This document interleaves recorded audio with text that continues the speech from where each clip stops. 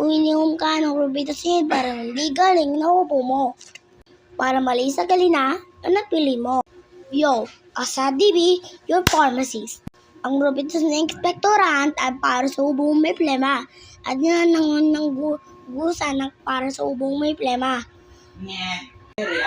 Reminder ha, huwag ito inumin pag nagtuyo ang ubo para na mas kati yung lalamunan. At naman si Robitussin DN ang para sa ubong may tuyo na ubo, ang paulit-ulit ang pang-ubo. Ayan nakasama Dextromet or Pan. Reminder ha, huwag do inumin pag may plema at ubo may plema, makulit-ulit. Ikaw, anong inom mo? Robitussin expectorant ang para sa ubong may plema? Ang Robitussin DM ang para sa ubong may plema at paulit-ulit na pag-ubo. Yo, also available for this.